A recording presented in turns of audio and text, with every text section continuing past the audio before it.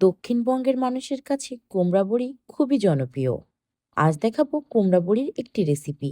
প্রথমে কিছু আলু লম্বা লম্বাভাবে কেটে নিব। তাতে দিয়ে দিব লবণ আর হলুদ, দিয়ে ভালোভাবে মাখিয়ে নেব। একটি কড়াই তেল গরম করে তাতে সামান্য লবণ দিয়ে কুমড়া বড়িগুলোকে ভেজে নেব। বেশি টাইম ভাজার দরকার নেই, হালকা একটু গোল্ডেন কালার আসলেই উঠিয়ে ফেলতে হবে।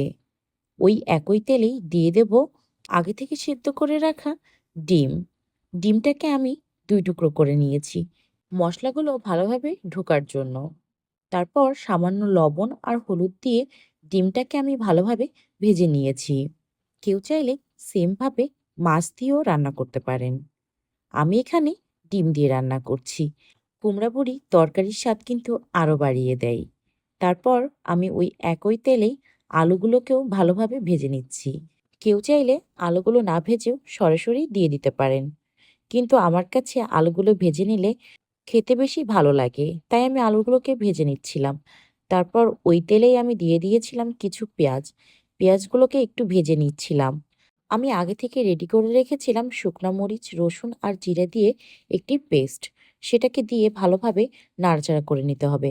মশলাটাকে ভালোভাবে কষিয়ে নিয়ে তাতে পানি দিয়ে দিতে হবে।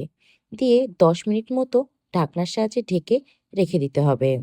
পানিটা শুকিয়ে আসলে তাতে দিয়ে দিতে হবে ভেজে রাখা কুমড়া বড়ি। দিয়ে ভালোভাবে নাড়াচাড়া করে নিতে হবে। আমি তারপর সামান্য একটু পানি দিয়েছিলাম। তারপর আলুগুলো দিয়ে দিয়েছিলাম। তারপর একে একে ডিমগুলোও দিয়ে দিয়েছিলাম। আলু দিয়ে ওয়েট করতে হবে আলুগুলো সিদ্ধ হওয়া পর্যন্ত।